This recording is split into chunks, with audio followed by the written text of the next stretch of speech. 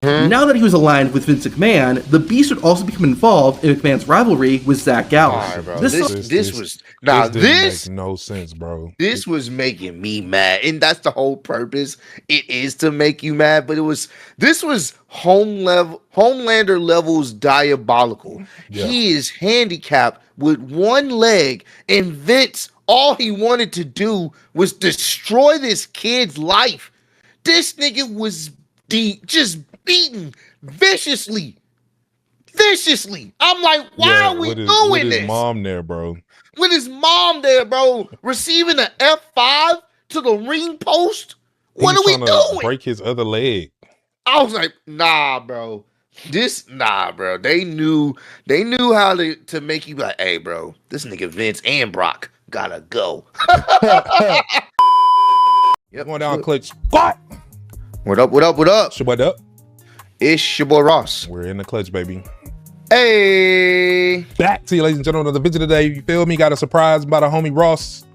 Yeah, man. We are live right now. Live at 5. On Twitch. So make sure if y'all want to join in on these live stream reactions and all the other streams we got going on here, y'all go on ahead and join us on Clutch Gun Gaming. But come on, I've been saving this video, man. Mm-hmm. This is a video that I really wanted to be able to, spring upon Dub, so we can all really truly understand if what he has been saying is true. Let me go ahead and share this with you, Brody. All right.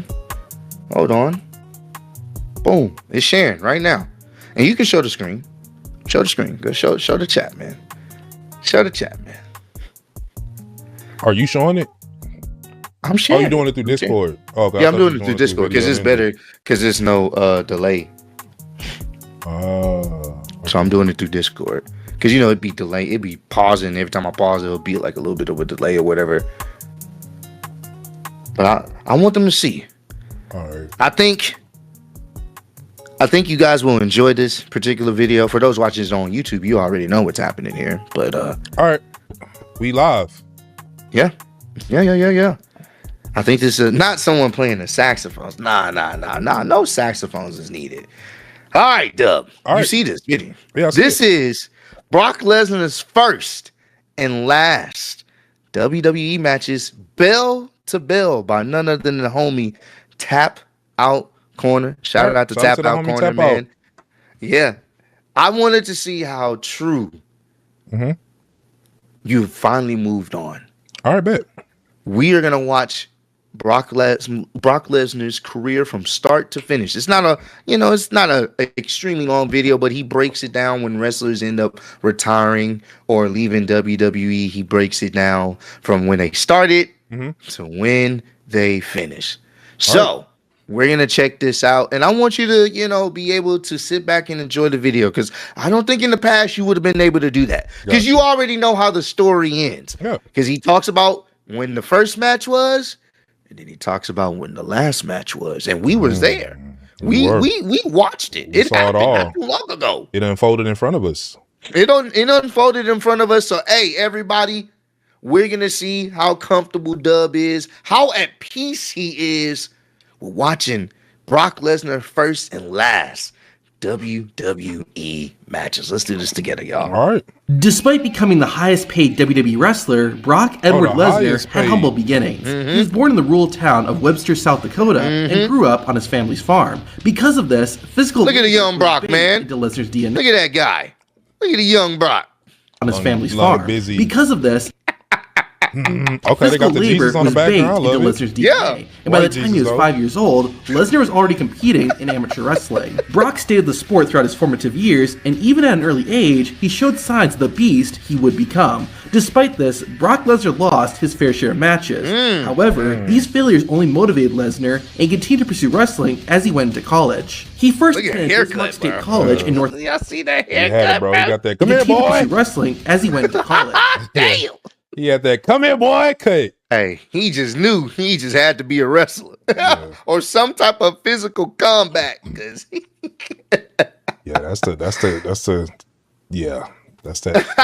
that cut. What?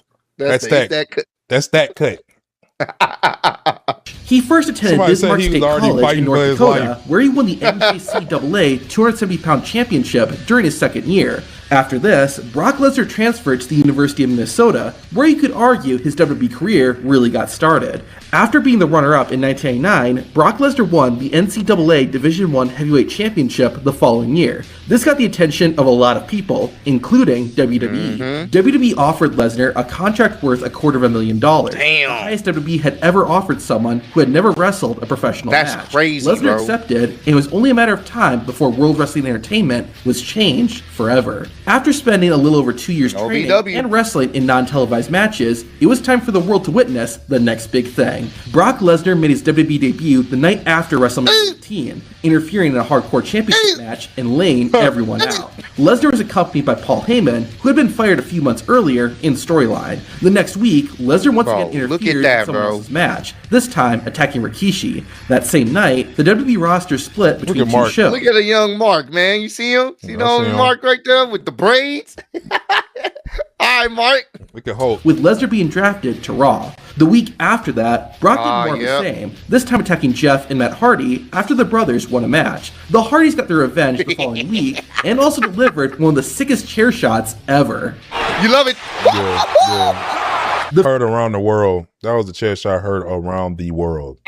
You hear Hey, me? bro, I ain't gonna lie to you. That nigga Brock took a blast. God damn. Hold on, we gonna play that back. A We blast gonna from play the that past. back, chat, cause God, that was CTE, bro. Yeah. The Hardys got their revenge the following week and also delivered one of the sickest chair Look at shots this, bro. ever.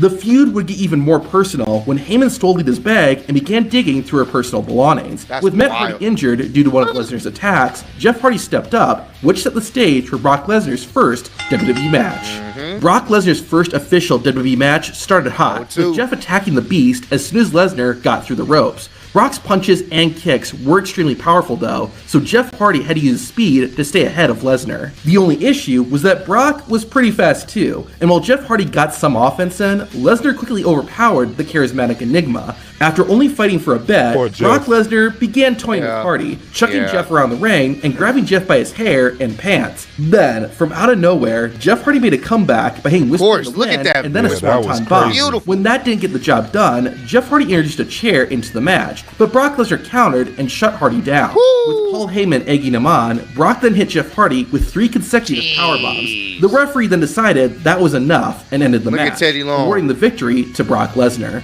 Brock's debut match, at its core, was a basic squash match, but taken to the next level. Lesnar had already been introduced, so this wasn't the first time fans had seen him.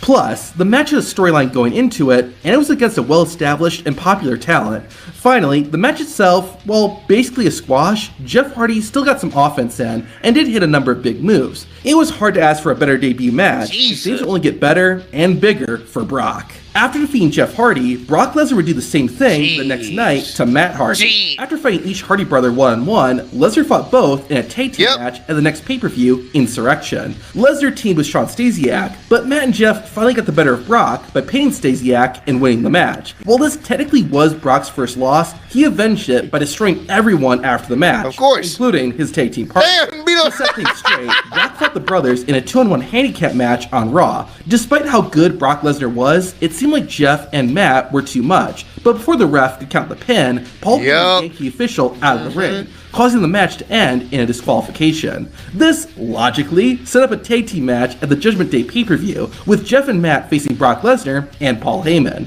Even though Heyman wasn't much of an athlete, Brock Lesnar carried his team to victory and even allowed Paul to get the pin That's for them. crazy, With his bro. feud at the Hardys finish, Look the at next Paul, big thing bro. moved on to bigger young things. Paul. The King of the Ring tournament was fast Youngish. approaching, so Brock Lesnar entered. The Beast went on to defeat a total of 4 wrestlers, including the Intercontinental Champion Rob Van Dam, to win the tournament. The victory gave King Lesnar an undisputed WWE Championship match at SummerSlam. That match Here we go, Dub. Yeah, go ahead.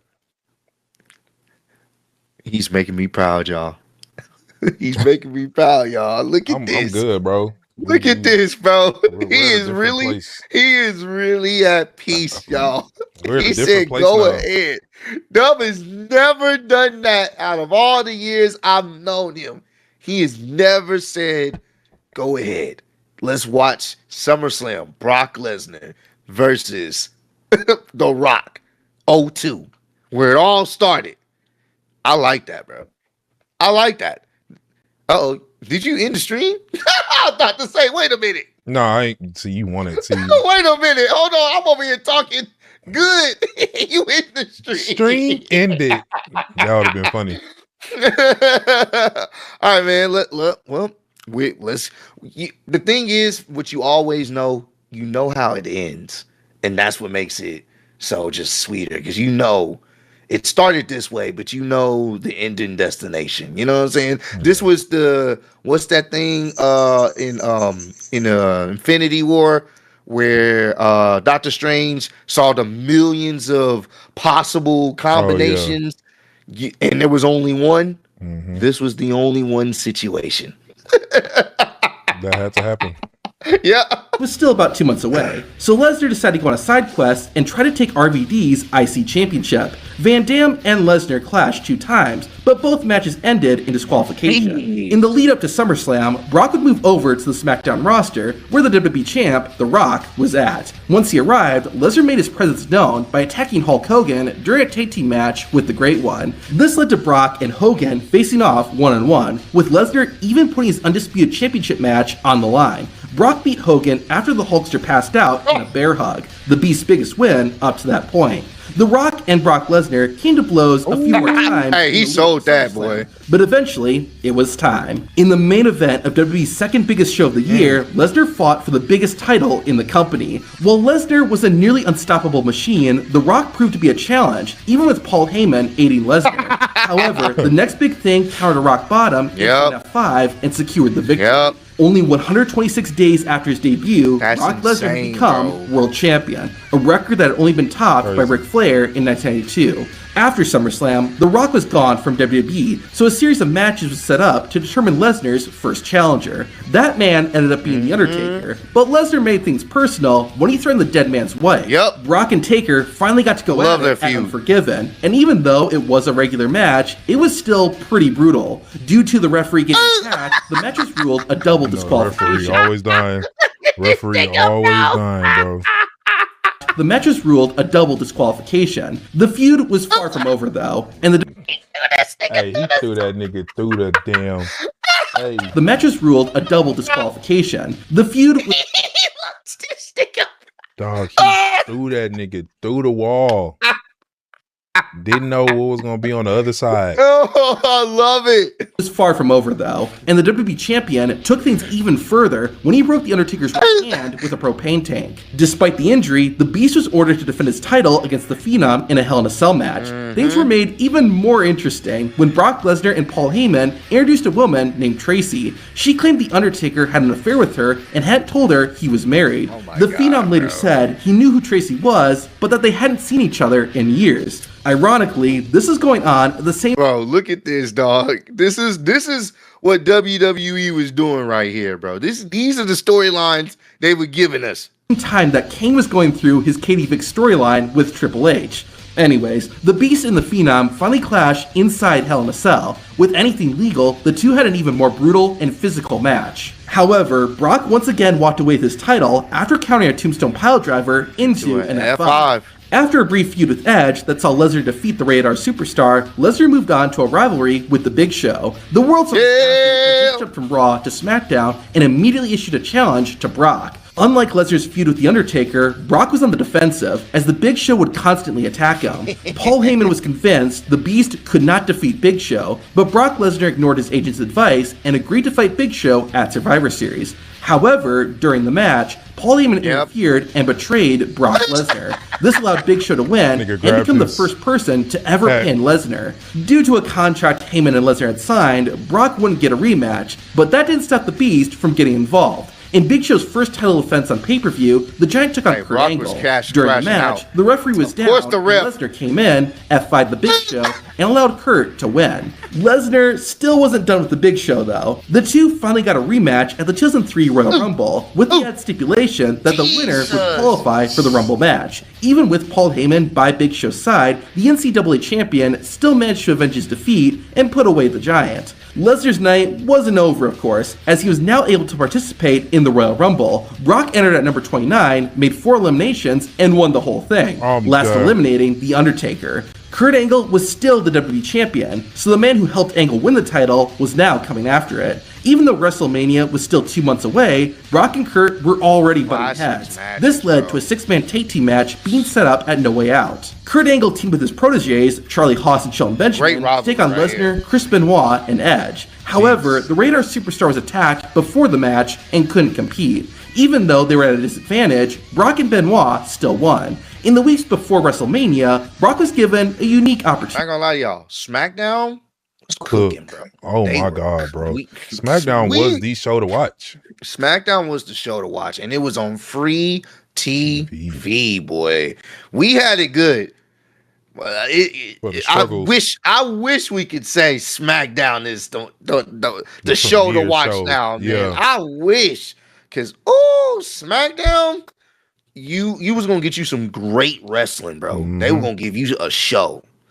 On the March 6, 2003 episode of SmackDown, Lesnar fought his former agent, Paul Heyman, in a steel cage. If Brock won, then he would get to face Kurt Angle for the WWE title the next week. Obviously, Kurt Angle, as well as Haas and Benjamin, interfered, but that couldn't stop Brock. Lesnar got some long-awaited payback on Paul Heyman and won the match. That's crazy, bro. I ain't gonna lie to you. That is always entertaining to see Paul Heyman packed up.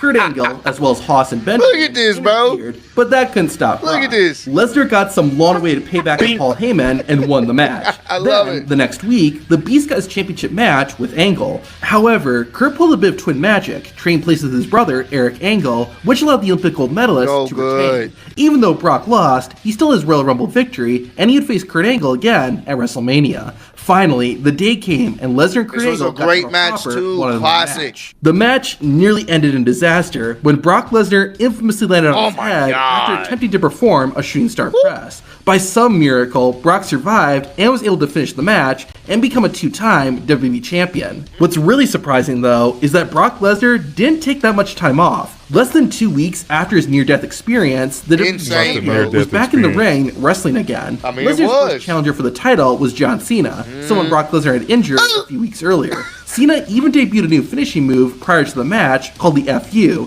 which would later be renamed to the Attitude Adjustment. Even with a fancy new move, Cena could not put Brock down, and the Beast triumphed in his first And they don't really talk about this. They kind of really retcon this because this is early John Cena heel gimmick, so they don't really talk about him losing to Brock early in his career. They just pretend like it never really happened. But even though we got the history. Yeah, even though we got the history, they really pretend it never actually happened. Defense. With that out of the way, the Big Show would once again appear on Brock Lesnar's radar. The Giant won his championship rematch, and Brock Lesnar obliged. Because Big Show attacked Rey Mysterio while Rey was strapped to a stretcher. That was cold. I'll never forget that, bro. I'm like, bro, Rey don't deserve this, bro. Rey been getting handed. He didn't deserve that, bro. You know how scary that is to be tied down to something and somebody to have their way to hurt you? Poor Rey, bro. They did Rey dirty, bro. Brock and Show fought in a stretcher match at Judgment Day. Thanks to some help from a forklift, Brock Lesnar was able to beat Big Show again. A few weeks later, Brock and Big Show had another match on SmackDown. In one of the most iconic moments in WWE history, Brock Lesnar and the Big Show destroyed the ring after Brock hit a superplex. The match is one of the coolest moments. He laughed. Yeah, that was one of the best moments. Yeah, he is laughing too, because he know they got something. He knew that was gonna be a moment. Yeah. He knew the ratings went up after that. Oh, what? Everybody was talking. Shot to the moon, bro. The ring exploded on free, y'all. This is not a pay-per-view. This is on an episode of SmackDown, and they gave us this to end off the show. It was like a PLE, bro. Some of the regular shows back then were better than PLEs today. Yes. Just a show, bro. contest, so Brock and Big Show went at it again the next week. Unfortunately, due to interference from Charlie Haas and Shelton Benjamin, there was still no clear winner. Around this time, Kurt Angle also returned after losing to Lesnar at WrestleMania. Ultimately, this set up a triple threat match between Brock, Kurt, and Show at Vengeance for the title. The chaotic nature allowed Kurt Angle to win the match and reclaim the WWE Championship. Even though he lost the title, Brock Lesnar began something of a friendship with Angle. This wouldn't last long, however. After losing the WWE Championship, Vince McMahon became irate at Brock Lesnar, leading to a steel cage match between Brock and McMahon, with Kurt Angle as the guest referee. It turned out the whole thing was a setup, and Lesnar attacked the Olympic gold medalist, turning Brock back into a bad guy. Now that he was aligned with Vince McMahon, the Beast would also become involved in McMahon's rivalry with Zach Gallows. Right, this make no sense, bro. This was making me mad, and that's the whole purpose. It is to make you mad, but this was Homelander levels diabolical. Yeah. He is handicapped with one leg, and Vince, all he wanted to do was destroy this kid's life. This nigga was just beaten viciously. I'm like, why are we doing this? With his mom there, bro. With his mom there, bro. Receiving an F5 to the ring post. What are we doing? Break his other leg. I was like, nah, bro. Bro. They knew how to make you like, hey, bro, this nigga Vince and Brock gotta go. These niggas gotta go. Because this was like, all right, bro, we going too far, bro. Brock Lesnar look at this. Down the one-legged wrestler and even push him down a flight of stairs. Despite this, Brock's focus was still on becoming WWE champion again. Lesnar got his opportunity at SummerSlam 2003, where he fought Kurt Angle one-on-one. Even with Vince McMahon's help, Brock Lesnar couldn't get the job done, and Angle retained the WWE. Get that dub. He tapped. Yeah. Tapped. The championship. After SummerSlam, Kurt Angle moved on from Brock Lesnar, but Brock didn't move on from Angle. During a title defense against The Undertaker, Brock Lesnar interfered and attacked both men. This set up an Iron Man match where Brock did a big brain move. If you didn't know, an Iron Man match typically goes for 60 minutes, and whoever has the most pinfalls and submissions during that time wins. After going at it for a few minutes, Brock Lesnar brought in a chair and attacked the WWE champion. While this did award Kurt Angle 1 point due to disqualification, Angle was beaten and worn out. This made it once again, this is on a SmackDown. This is not even a pay-per-view. They gave us a 60-minute classic. Come on, bro. On a SmackDown. Come on, bro. And I think Kurt had said, I think his sister had recently passed before this match, and he was dealing with a lot. And I think he I mean, at this point, he was taking a lot of drugs, like a lot of painkillers and stuff. And yeah, bro, like, and the fact that he still went out there and gave us this classic with dealing with everything that he's dealing with mentally, because I think his sister had died from an overdose too. So it was just a lot that was, it was the day before the match. And I think he had said he didn't want to talk to his sister until she got cleaned, and she never got to talk to her because she ended up passing away. So there was so much going on. And then he still went out here and delivered and gave us this. That's what you call you love what you do, and needing to give people their flowers, because he put that much heart and soul into the craft to be able to still go out there for our entertainment. Like, you got to give him his credit. Oh yeah, man! Shout out to Kurt Angle, man, and the Angle family, bro. He is a certified legend. So anytime I hear stories like this, it always makes me appreciate him even more, because I can only imagine losing someone you care about and then going out there the next day and giving a classic match for the paying fans that, they don't know. They just, hey, we here to see the show. Yeah.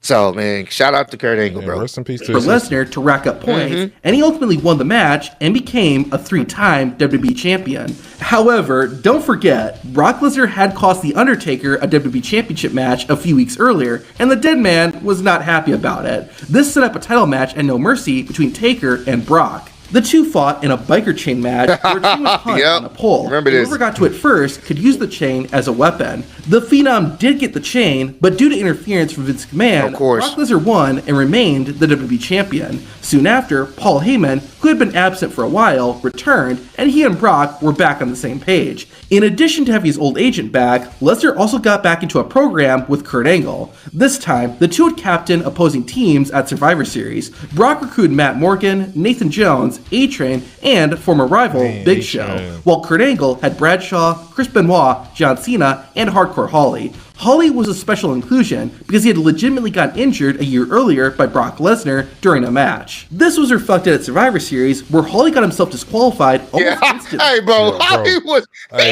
he crashed out, bro. Hey, that was straight real, too. Look at that reaction. Hardcore Holly had always been known for being like really stiff in the ring. And I knew his receipt. This is his receipt. Oh, yeah. Oh, he giving him the full receipt. You know how they have the little notes if you want to fill out a survey? He giving him all of that right now. This was nothing but a receipt.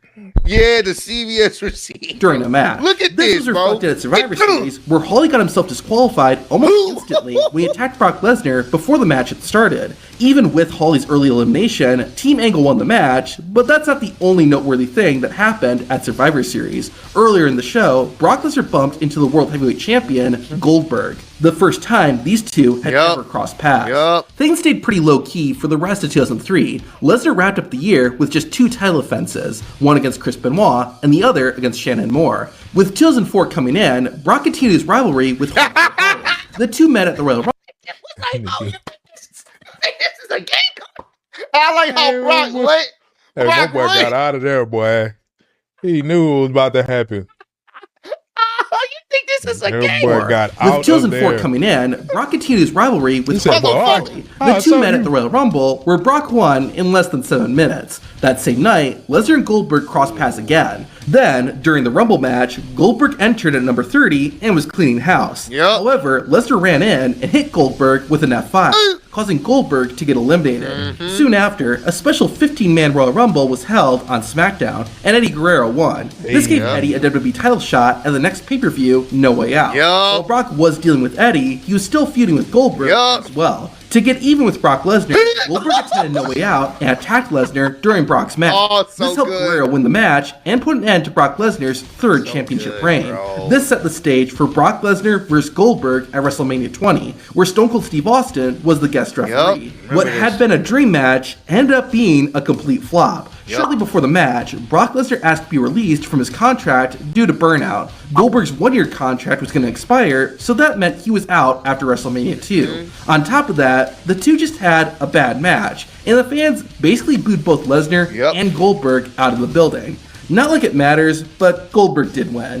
With his WWE career over for the time being, Brock Lesnar had a failed NFL career. And he said when he was giving the middle finger, it was more so, it wasn't to the fans. He said that was more so to like the people in the back, like Vince and them. Like he was just kind of over it. He gave them the middle finger. So it wasn't, I know people, the fans are there, oh, what'd you say fuck me for? You the one leaving. But that was, he ended up saying that was more to like, because we don't be understanding a lot that's happening and going on in the back either. Like, just imagine. So, yeah, that's really what that was. And a brief wrestling comeback in Japan, but he had his best success when he became a UFC fighter. In only his 4th fight, Lesnar defeated Randy Couture to win the UFC Heavyweight Championship. After 2 successful defenses, Lesnar would lose the title to Velasquez in 2010, which was the beginning of the end for Lesnar's MMA career. He fucked After him up. losing another fight in December 2011, Brock began his journey back to WWE. Almost exactly 8 years after his last WWE appearance, Brock returned much like how he debuted. The night after WrestleMania 28, Brock Lesnar came out and attacked John Cena. In storyline, the Raw general manager, John Laurinaitis, was the one who brought Brock Lesnar back to bring legitimacy to WWE. In his first match back, Lesnar fought John Cena at Extreme Rules. Even though the Beast dominated most of the match, he still lost to Cena. Yeah, Cena pulled out the plot armor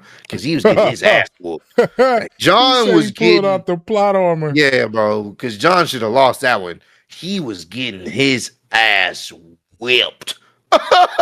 Like legit. And here's the thing.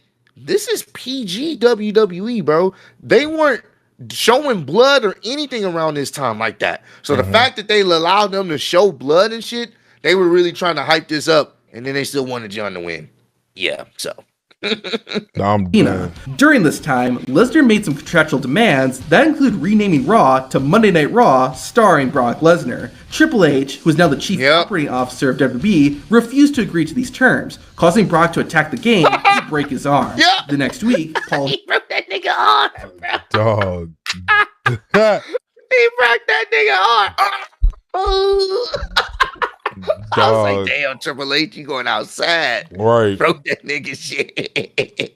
Heyman, who hadn't been seen in WWE since 2006, returned and was back with Lesnar. Later, Triple H challenged Brock to a match at SummerSlam, but the Beast refused. The Game's wife, Stephanie McMahon, then goaded Paul Heyman into agreeing to the match on Brock's behalf. With the match made official, Shawn Michaels said he'd be in Triple H's corner. However, an attack by Lesnar put Michaels on the sidelines. Finally, the Beast and the Game went at it at SummerSlam. Despite Triple H winning the match, he lost by submission. In the aftermath, Lesnar said he was quitting WWE because there was no more competition. That departure only lasted a few months because in January 2013, Brock returned. Lesnar attacked Vince McMahon, who was about to fire Paul Heyman. The reason for Brock's return was revealed the next week when Raw Managing Supervisor Vicky Guerrero said she rehired Lesnar to impress Mr. McMahon. A few weeks after that, Lesnar tried to attack Vince McMahon again.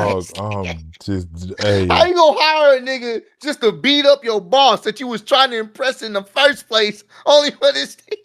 He was trying to fire Paul, man. Shit is stupid.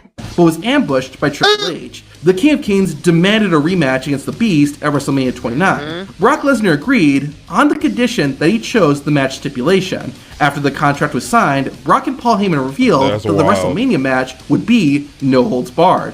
It ended up backfiring on Lesnar as Triple H defeated him. The Beast wasn't done yet though, and he challenged Triple H to a third and final match at Extreme Rules. The Game agreed, and this time they fought in a steel cage match. With some assistance from Paul Heyman, the Beast won and the rivalry was over. About a month later, Brock Lesnar was back, attacking Paul Heyman's other client, CM Punk. Heyman claimed he had nothing. This was so good. CM Punk versus Brock Lesnar, that shit was good, bro.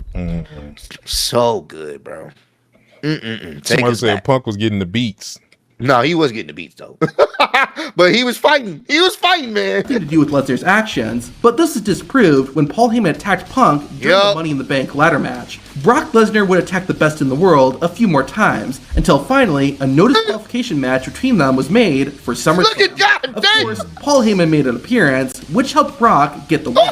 Lesnar once again went away for a few months before returning on the final Raw of 2013. Brock wanted to challenge the winner of the WWE World Heavyweight Championship match at the Royal Rumble, which was between Randy Orton and John Cena. Mark Henry disapproved of Lesnar's demand. Let's go, Mark. God damn. Brock fought again the next week, and the Beast dislocated Mark Henry's elbow. This got the attention of the Big Show, who challenged Brock Lesnar to a it was just beating up legends at this point. match at the Royal Rumble. Lesnar agreed, but before the match began, the Beast attacked the Giant with a steel chair. Big Show still went on with the match, but was too weak to defeat Lesnar and lost in 2 minutes. Even though he won, Brock was not given a shot at the world title. Instead, the Beast received an open contract to fight anyone he chose at WrestleMania 30. As this was being laid out, Brock Lesnar was attacked by a returning Undertaker, so a match between them was made soon after. The two came face to face several more times, with Undertaker usually getting the better. Bro. Once WrestleMania 30 came, most fans had already made up their mind that Undertaker was going to win. Yes, bro. In my head, I'm like, Undertaker gonna get the dub. We good. It's great, man. All right. And y'all know he didn't need the win. He didn't need it. To this day, I still think this was the wrong decision, bro. I will stand on this. This was the wrong decision. And it was reported he wasn't supposed to win. They only changed it like the day of, before the damn match. I was like, wait, what? Because he was trying to create that mega shock value for people to, subscribe to the WWE network around the time. Because I think that's when they had first started, like, really, promoting it and stuff. And I was just like, nah, bro. This could have went to a Bray Wyatt. This could have went to a Roman Reigns. Someone knew if you were gonna do it, or just have him retire undefeated. Yeah. Which would have went? Would have been tough.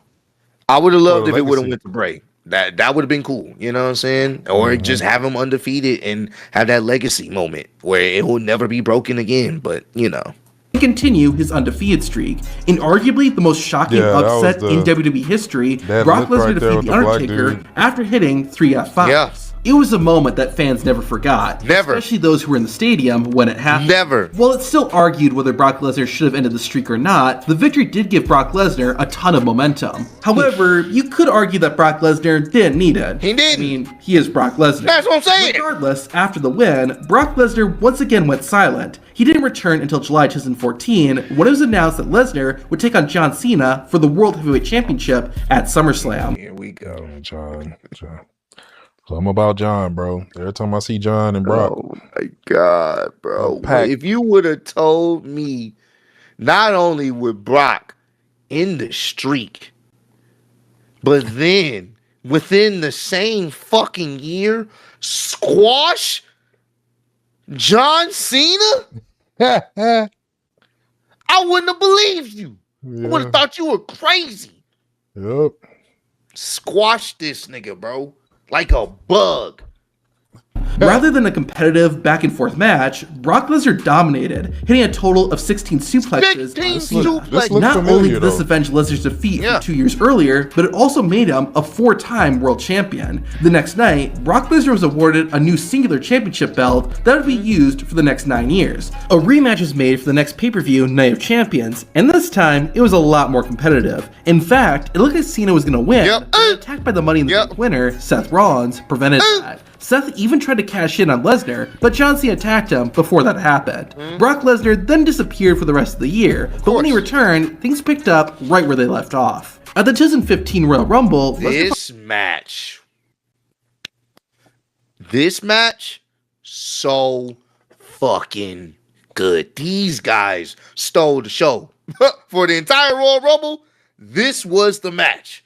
And this was one of the best matches they had that entire fucking year. This match was a instant classic, bro. Instant classic, bro. Both Cena and Rollins in a triple threat match. The match ended up being one of the best of the year, and even better for Lesnar, he won. That same night, Brock Lesnar found out who his WrestleMania opponent would be when Roman Reigns won the Royal Rumble. The two clashed about 2 months later on the grand stage of the Mall. During the match, Lesnar yelled, "Suplex City, bitch!" which would become a catchphrase for him. After wearing each other out, Seth Rollins ran in, cashing in his Money in the Bank contract. This time, it worked, and Rollins beat Reigns to win the World Heavyweight Championship. Brock Lesnar was irate. This is when Booker T died, bro, because Booker T was on commentary at the time. So Brock is crashing out. Oh yeah, that was him in the corner. All you hear is ah. And then Michael Cole got F5 out of his dress shoes. And then the cameraman got F5 out of his dress shoes. He was crashing out on everybody. Oh my God, bro. Oh, this was so... I'll never forget that. Cashing in his Money in the Bank contract. This time, it worked, and Rollins pinned Reigns to win the World Heavyweight Championship. Brock Lesnar was irate and went on a rampage the next night on Raw, causing him to get suspended indefinitely. Finally, in July 2015, Brock Lesnar got his championship rematch against Seth Rollins. Not surprisingly, Lesnar dominated, and it looked like it was going to be an easy win. However, The Undertaker returned during the match, attacked Brock Lesnar, and allowed Seth Rollins to retain. The Dead Man explained the next night that he didn't attack Lesnar for ending the streak, but because Paul Heyman kept taunting Taker with the victory. Anyways, the two had a rematch in the main event of SummerSlam. It was another physical match, but it looked like Brock Lesnar had won after he locked in a Kimura lock and the Dead Man had tapped out. The referee didn't see it though and said the match would continue. In the chaos, The Undertaker low-blowed Lesnar and locked in the Hell's Gate submission. This was so good. I've never seen The Undertaker say, "Fuck all this, I'm too old for this." Yeah. I'm gonna say, hey, I ain't finna be dealing with all that. Oh, I'm finna end this now. Yeah. Brock Lesnar passed out, and the referee declared The Undertaker the winner. The following night, Lesnar and Paul Heyman demanded another match against The Undertaker, and they got it. In a throwback to 13 years earlier, Brock and Undertaker had their rematch inside Hell in a Cell. Also like 13 years ago, Brock Lesnar won. As was usual at this point, Lesnar was gone for the rest of the year and returned in January 2016. Brock Lesnar rekindled his rivalry with Roman Reigns by attacking him. However, both of them were attacked by the Wyatt family. The Wyatts and Lesnar would cross paths again during the Royal Rumble match. Brock entered number 23, and this is only the second time Lesnar had been in a Royal Rumble. The Beast eliminated all of the Wyatt family members except for Bray Wyatt, who eliminated him with the help of Luke Harper, Braun Strowman, and Eric Rowan. The night after the Rumble, Stephanie McMahon set up a triple threat match, with the winner receiving a World Championship match at WrestleMania. Lesnar was chosen along with Roman Reigns and Dean Ambrose. The match is held at Fastlane, but despite Lesnar's dominant performance, Roman won after pinning Dean Ambrose. This angered Brock Lesnar, and he attacked Ambrose the next night. Just going crazy, and everybody across the way yelling, "Get the tranquilizer gun, man!" While that was happening, Brock still had to get even with the Wyatts. Lesnar was scheduled to take on Bray at the Roadblock pay-per-view, but due to Wyatt being legitimately hurt, the match was turned into a 2-on-1 handicap match with Luke Harper added in. Regardless, Brock Lesnar won and was full steam ahead to WrestleMania. In the weeks leading up to the show, Lesnar and Ambrose kept getting in each other's way, which ultimately led to a no-holds-barred street fight at the grandest stage of them all. The Lunatic Fringe scratched and clawed, but the Beast prevailed after being an F5 onto a pile of chairs. With that out of the way, Brock Lesnar's next opponent was Randy Orton. The two had never fought one-on-one, so there was a lot of hype going into this was interesting. Orton and Lesnar had a few run-ins before their match, but nobody expected what happened when they actually clashed. Towards the end of the fight, Brock busted Randy Orton open. It was so bad that legitimately, bro. I remember watching this. I was like, wait, what the fuck? He leaking. Like, bro, did he just kill this nigga? Because once again, it wasn't too often that they showed blood, but this wasn't even no gimmick. He legit busted him open with his elbow, and blood started pooling out of his head like a horror movie. And I was just like, I couldn't believe what the fuck I was watching. I was like, wait, whoa, did he just kill this nigga? Oh, like, then they zoom in on it. It was so like surprising that I think Chris Jericho in the back, he didn't know, because only people that knew that was gonna happen was obviously like Vince and like, you know, I think maybe the ref, some people, but not everybody knew, including the talent.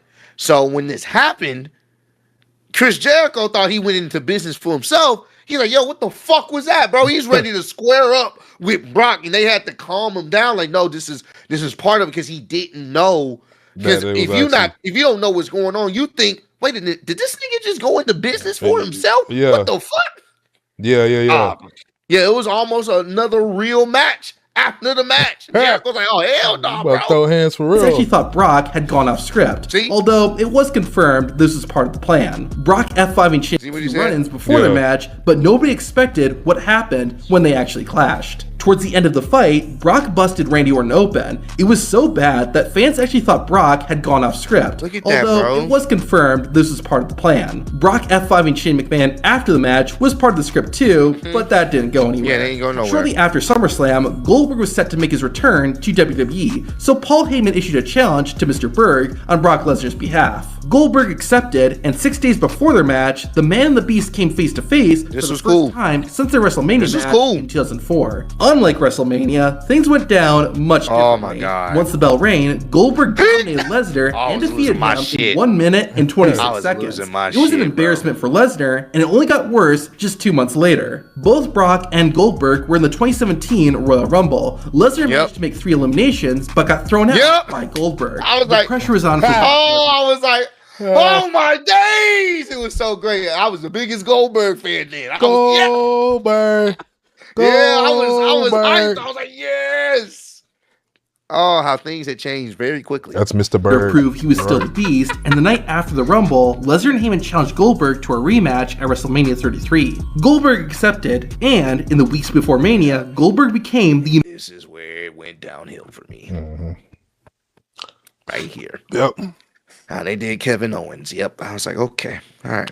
Universal Champion. This meant Lesnar and Goldberg's rematch was now for the title. After weeks of doubt, Brock Lesnar reminded everyone why he's called the Beast and defeated Goldberg clean to become Universal Champion. Yeah. This was the start of a pretty lengthy title reign. In 2017, Lesnar had 3 title defenses against opponents such as Braun Strowman, Samoa Joe, and Roman Reigns. Brock was triumphant in all of them and even scored a non-title win over the WWE champion AJ Styles at Survivor Series. Great match. The Beast walked in 2018 still with the Universal title around his waist and defended against Kane and Strowman at the Royal Rumble. Following that victory, Brock Lesnar rekindled his rivalry with Roman Reigns after Roman won an Elimination Chamber match to become the #1 contender for the Universal title. 3 years after their first one-on-one encounter, Lesnar and Reigns were doing it again. Never watched this match. There was no Money in the Bank cash-in, and Brock Lesnar did retain. Just a few weeks after that, Brock defended his title against Reigns again, this time in a steel cage match. The match ended with Roman spearing the champion through the cage. Crazy visual. Since Lesnar had escaped first, he was declared the winner. In the aftermath, Brock Lesnar would be absent from WWE for close to 3 months. It got to be so long that Raw General Manager Kurt Angle told Brock Lesnar he had to show up on Raw or be stripped of the title. While Brock didn't show up, Paul Heyman did agree that Lesnar would defend the title at SummerSlam, which was good enough for Angle. Roman Reigns ended up becoming the #1 contender again, setting up the 3rd match between Brock and Roman that year. At this time, Braun Strowman was Mr. Money in the Bank, and he stated he was going to cash in on the winner and would be watching the match ringside. However, at SummerSlam, Brock Lesnar would take out Strowman. I was like, why would you say anything, bro? Oh my! I was like, bro, what are we doing? I was like, oh, they made Braun Strowman look like a fucking idiot. That's crazy. Oh, this was hard to watch. Packed him right on up. But in doing so, Roman Reigns capitalized and defeated the Beast, ending Lesnar's title reign at 504 days. After being gone for a few weeks, Brock Lesnar returned by interfering in a Hell in a Cell match between Roman and Braun. This initially led to a triple threat match between Brock, Reigns, and Strowman at Crown Jewel for the Universal Championship. However, Roman Reigns had a leukemia relapse before the match and was forced to vacate the title. This turned the triple threat match into a singles between the Beast and the Monster Mun Men that Brock Lesnar won in just over 3 minutes. 3 minutes. Just like the year before, Brock Lesnar went on a side quest at Survivor Series. He faced SmackDown's WWE champion Daniel. This was peak. This was so peak. Daniel Bryan, who was a heel at this time, versus Brock Lesnar, just champion versus champion. So fucking great, bro. Oh, this was so good. Oh, take me back to just this match. So good, bro. Bryan, that went about as well as you would expect.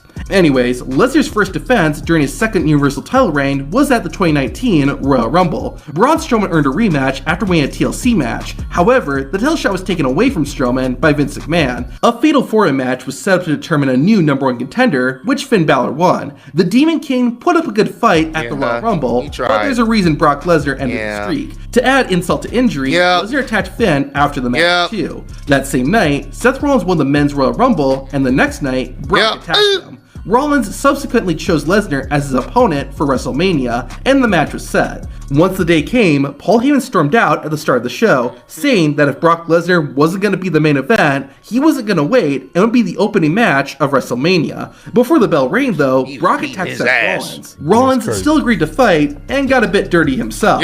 While Lesnar started the match with the advantage, the referee did get knocked down. This allowed Seth Rollins followed by 3 curb stomps to win the match and the title. That's a great About a month and a half after losing his championship, Brock made a surprise return. At Money in the Bank, Sami Zayn was attacked backstage, but it wasn't clear who had done it. Look at Sammy, bro. That is diabolical, fam. That is when I tell you that is a wild visual. Like, fam. Like, come on, bro. Oh no. You can't tell me this ain't funny. About a month and a half after losing his championship, Brock made a surprise return. At Money in the Bank, Sami Zayn was attacked backstage. Bro, this nigga is gone. he is out of there. But it wasn't clear who had done it. Regardless, the Money in the Bank ladder match carried on without Sami Zayn. Then, in the middle of the match, Brock Lesnar entered as a surprise participant and grabbed the briefcase. In the aftermath, Lesnar confronted both the Universal Champion Seth Rollins. Oh, no. Gotta get through the moment, bro. How you pick this and then now you regretting it? I forgot how many times Brock was involved in such horribleness. You weren't around for most of this, so at this point, you was clear away from this. I was good. I was living like. And the WWE champion, Kofi Kingston. No. The Beast had a failed cash-in attempt at Super Showdown on Seth due to Paul Heyman tripping. However, after Seth Rollins had won a mixed tag team match at Extreme Rules, Brock Lesnar successfully cashed in and won back his Universal Championship. Yeah, and even got to Paul the party Heyman later said that the reason Brock Lesnar chose Seth was because of what Rollins did to Lesnar back at WrestleMania 31. This title reign would be much shorter than Brock's last two, however. In the aftermath, Seth Rollins won a 10-man battle royal to earn a rematch against Brock Lesnar at SummerSlam. The two squared off in the main event. Great match. And despite hitting two F5s and many suplexes, the Beast just could not put the architect down. And Seth Rollins beat Brock Lesnar yet again. After not being granted a rematch, Brock Lesnar returned to his old stomping grounds on SmackDown. He made a statement by attacking Rey Mysterio as well as Rey's son, Dominic. The Beast then challenged Kofi Kingston. Oh no. They just gave this nigga title opportunities, bro. Yeah. Oh, They did. but it's okay, because all was corrected at the very end. Set right, man. This for you, Kofi. Somebody said saxophone. And went on to defeat the WWE champion in 8 seconds to win the title. Immediately after the victory, Brock was attacked by the man who defeated him for his UFC title, Cain Velasquez. Velasquez stated he came to WWE to get revenge for what Lesnar did to the Mysterios, which set up a WWE championship match between Cain and Brock at Crown Jewel. The Beast won, but kept the beatdown going even after the bell rang. Rey Mysterio came to the rescue and sent the champ packing. This led to Brock's second title defense against Mysterio at Survivor Series. The match was no holds barred, and despite Dominic's help, Brock Lesnar still walked out with his hand held high. Once 2020 came around, Brock Lesnar did something unusual. Paul Heyman said no one was worthy to challenge Brock Lesnar for the WWE Championship, so Brock would be entering the Royal Rumble match at number 1. Lesnar proved his point as he eliminated the first 13 men in the match. You already know, yes! Caught up to Brock, yes! Single-handedly eliminated by Drew McIntyre in the match. In February, Brock Lesnar had his first title defense of the year against Ricochet, which didn't even last 2 minutes. Drew McIntyre came back into the picture as he decided to challenge Lesnar for the WWE title at WrestleMania. At the show, the Beast successfully hit 3 German suplexes unfortunately, and 3 F5s, but that didn't keep Drew down. The Scottish Warrior responded by hitting a total of 4 Claymores, which is enough to slay the Beast. Following this, Brock Lesnar would be absent for over a year and was actually considering retirement. However, he returned to the ring at SummerSlam 2021. After the Universal Champion, Roman Reigns, successfully defended his title against John Cena, Brock Lesnar returned, sporting a more country look. Brock made it clear he wanted Roman's title. However, things had changed since Brock Lesnar was last. This is different Roman. This is a different Roman. This ain't the big dog. This is Tribal Chief Roman right here. He was at maximum aura power right here. This ain't what it was. He thought shit was sweet. No. That's when I was paying attention. Yeah, no. This is a little bit different right here. In WWE, Paul Heyman had become Reigns' advocate, and this created tension once the match was made between Brock and Roman at Crown Jewel. Even during the match, it was unclear whose side Heyman was on, as he threw the Universal title into the ring while the referee was down, but the belt landed between both wrestlers. In any case, Roman beat Lesnar thanks to interference from his cousins, the Usos. Following Crown Jewel, Brock Lesnar got himself suspended, but only to get F5 Adam Pearce and ripped his dress, man.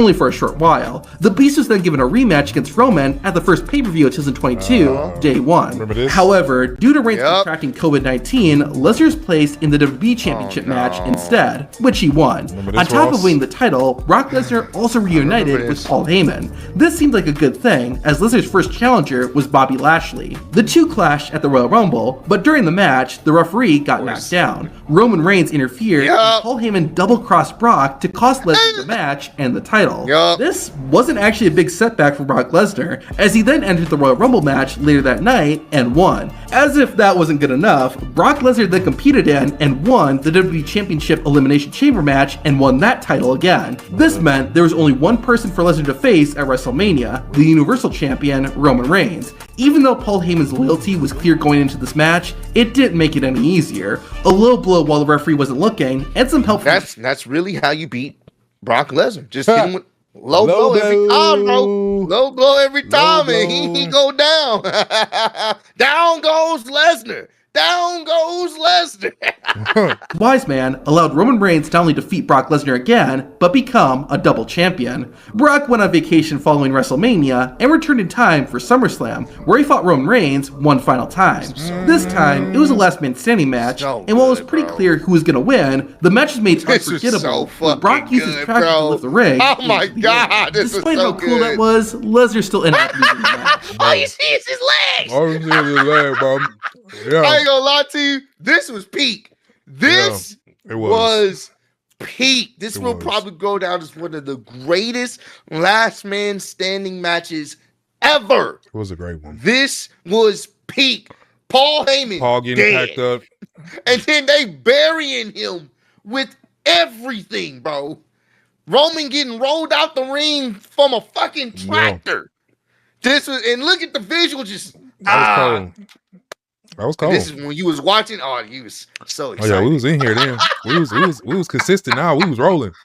Oh, we was getting warmed up. This was so good, bro. Man, this was a WrestleMania caliber match. That's how fun this match was. I tend to go back to this and watch it every now and then because it's just so fucking good, bro. With his rivalry with Roman officially over, Lesnar turned his attention to Bobby Lashley. Brock attacked and injured Lashley, creating a match between them at Crown Jewel. Even though the Almighty was in the driver's seat for most of the match, Brock pulled a fast one on Bobby and got the pin. Brock and Bobby butted heads again in January 2023 when Lesnar returned and cost Bobby Lashley a United States Championship match. But Lashley would get even just a few days later at the Royal Rumble. The Beast entered at number 12, but didn't get much done as he was eliminated by number 13, Bobby Lashley. I remember that. The rivalry culminated at Crown Jewel in sort of a lackluster finale. During Lashley and Lesnar's match, Brock gave the Almighty a low blow, causing Lesnar to get disqualified. Following this, Lesnar moved on to an even bigger opponent, Omos. 2 days after Brock Lesnar's match with Lashley, the over 7-foot-tall wrestler called Brock out and challenged him to a match at WrestleMania. The Beast accepted, and despite not having the size advantage, Brock still won, which was his first time winning a match at WrestleMania in 5 years. Crazy. Then, the night after WrestleMania, things would get a bit more interesting. Cody Rhodes, who had lost to Roman Reigns the night before, confronted Roman. Not this moment. Who remembers that live stream? Oh no. Oh, that live stream, that Monday Night Raw after WrestleMania 39. Yeah. That hurt. I remember because I think Steve was with us live streaming. He was like, nah, Ross. Ross. What happened to number 11? Ross hated him, bro. You hated him in that moment. I was so. Because you couldn't understand why. I was enjoying myself. I was distraught. I was like, why? What are you doing? I was enjoying myself because I was like, nah, go ahead. Go ahead. This your guy, remember? Dub had a pillow and a blanket napping. Yeah, bro. Well, I was so distraught. And challenged him and Solo Sikoa to a tag team match that night. Bleeding, Brock Lesnar stepped up as Cody's partner, but Rhodes should have done a better background check. Before the match started, Lesnar turned on his tag team partner and attacked Cody. The Beast later said he was upset about not being in the main event of WrestleMania, and he took his frustrations out on the man who won. Hey, bro, what they gotta do? Wait, why are we doing this? They gotta do it. Yeah, Ross was begging for him to stop. I was begging. Please stop. was. This led to a match at Backlash, where Cody won by turning Brock's Kimura lock into a pin. Lesnar wasn't done though. He got his revenge by later interfering in one of Cody's matches and costing him a shot at the World Heavyweight Championship. This caused a rematch to be made for Night of Champions, but before that, Brock would attack Cody again and break his arm. Rhodes still agreed to the match and put up a good fight. However, once Lesnar got the Kimura lock in, the American Nightmare passed out, and the Beast was awarded the submission victory. On the following episode of Raw, Cody Rhodes challenged Brock Lesnar to one more match, anytime, anywhere. After about a month of silence, Lesnar returned and attacked Cody Rhodes. Cody then again challenged Brock to one more match, and after Lesnar beat up Rhodes yet again, he accepted. The match was I started getting mad, bro. I'm like, why I'm watching this nigga get his ass beat almost every week by this nigga? Why? That whole summer was his. He was just getting beat up. I was like, what are we doing? For SummerSlam 2023, and while Brock Lesnar was dominant, Cody was resilient. After taking an overwhelming amount of punishment, Rhodes hit the Beast with 3 crossroads to win the match. After SummerSlam, Brock Lesnar went on vacation again, but he ended up having an extended break. The plan was for Lesnar to return during the 2024 Royal Rumble match. He'd be eliminated by Dominic Mysterio, setting up a match between them at the next pay-per-view, Elimination Chamber. After that, Brock would have a match with Gunther at WrestleMania 40 for the Intercontinental Championship. However, that would have been, I ain't gonna lie to you, even though we did get Sammy and that was a great moment, that Brock versus Gunther for the title, I ain't gonna lie to you, would have cooked. That would have cooked. Real life events would prevent those matches from ever happening. Days before the 2024 Royal Rumble, a former WWE employee named Janelle Grant filed a lawsuit against the company. She alleged that Vince McMahon had pressured her into a sexual relationship with John Laurinaitis and a former UFC fighter. This former UFC fighter was identified as Brock Lesnar, and Janelle Grant would later confirm it. Not only was Lesnar pulled from the Royal Rumble, but he was also erased from WWE.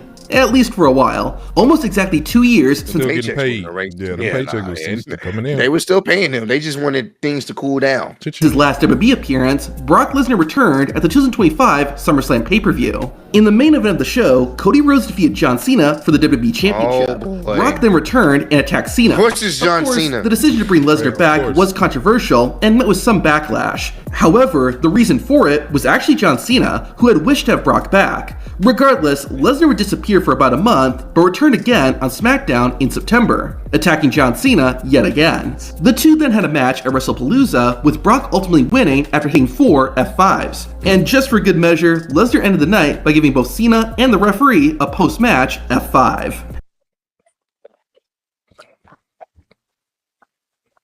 It's still to this day, just why?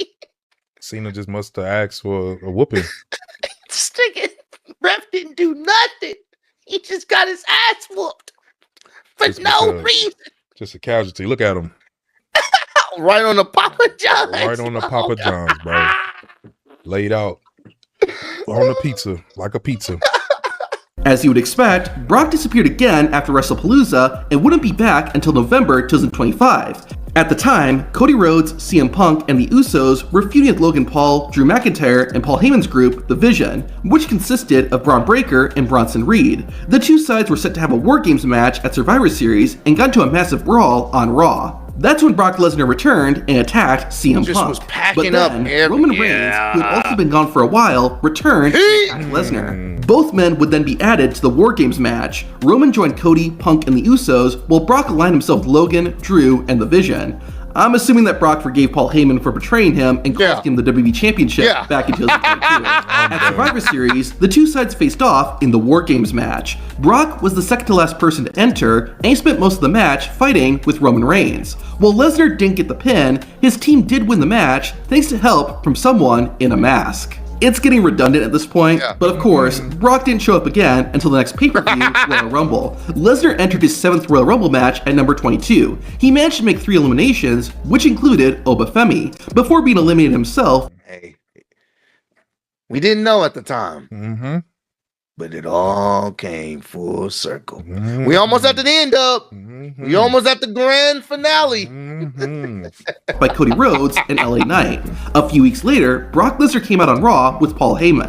An open challenge was issued to face Brock at WrestleMania 42, but no one accepted it. That was until the March 16th, 2026 episode of Raw. After killing a small army, Brock Lesnar was confronted by Oba Femi. Oba manhandled Lesnar, which told Brock and everyone else that Femi had accepted Lesnar's open challenge. With that, hey bro, that was that. This is a moment that right Femi here. This is a moment right here, bro. Peak, bro. This is when I was like, if they gonna do this, they gotta go all the way. Well, you don't set this visual unless you commit.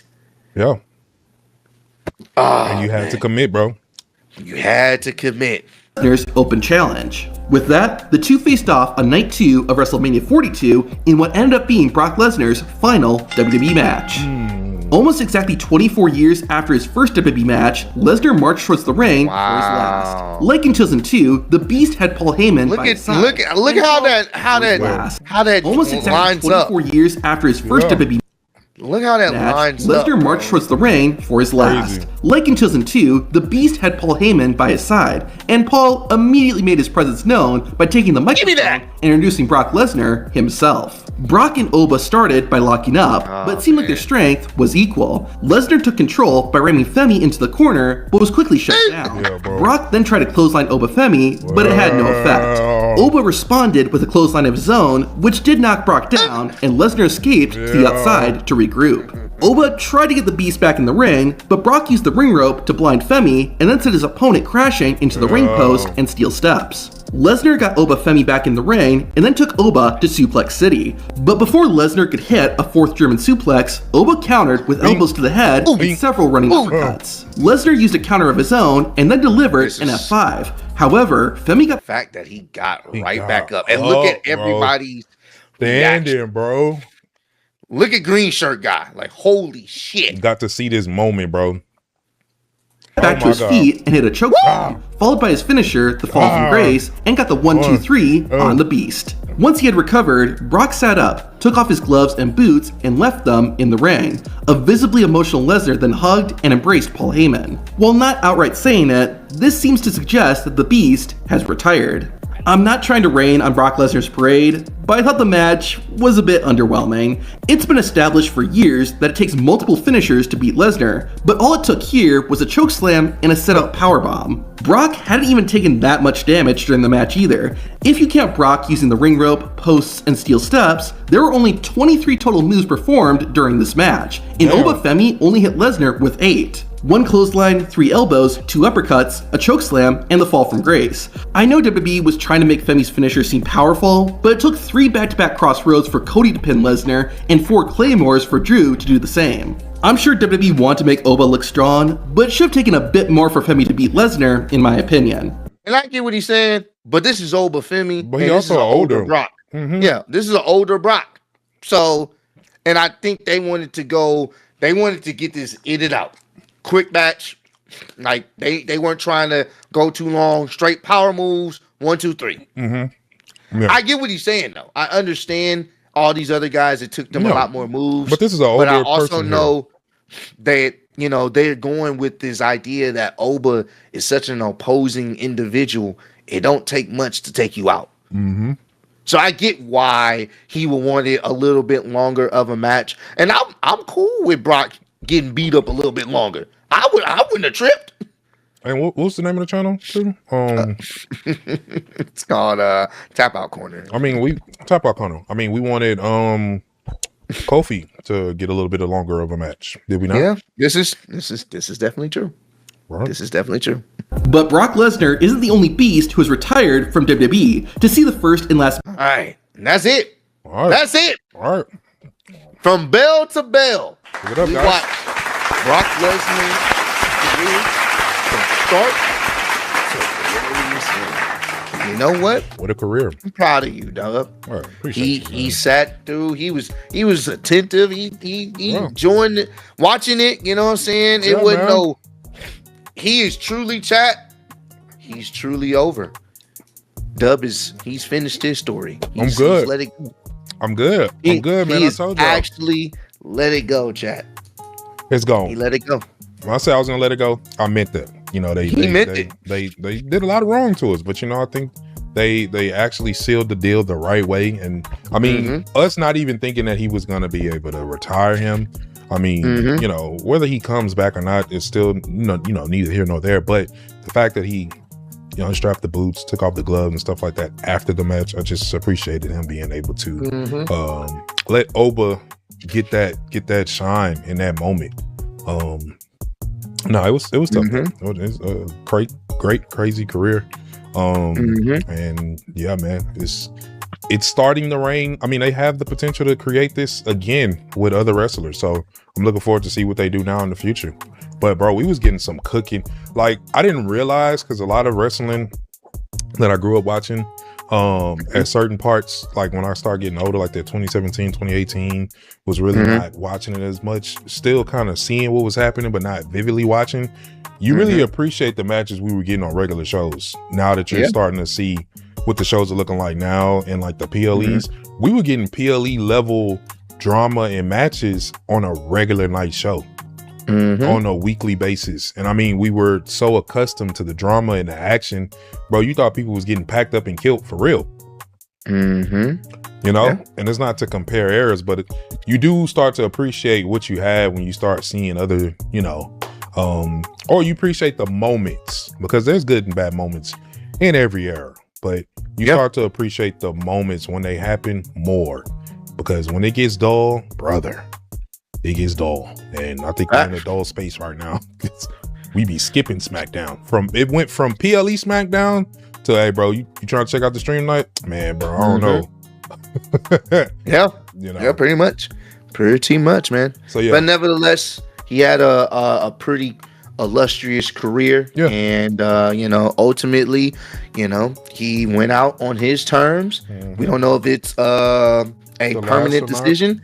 We'll see. You know how it be. You know, when wrestlers, they say they hanging it up, they got one more in them. So we'll see if he does. But nevertheless, man, this was an illustrious career. Had some fantastic matches, and you know, hopefully he's enjoying his retirement and just enjoying the life that he's worked so hard to obtain. So yeah, absolutely. So y'all want us to do some more, because clearly they got some more wrestlers. Yeah, they got bell to bells, different ones. So yeah, let us know if y'all want us to check out some more, but in the comments down below. Appreciate y'all for rocking with us. We rocking right now on Twitch right now, so turn up. Shout out to the homies on Twitch right now. We going live, checking out some more videos, but continue to spread love, be love, and we catch y'all on the next one, man. Peace out.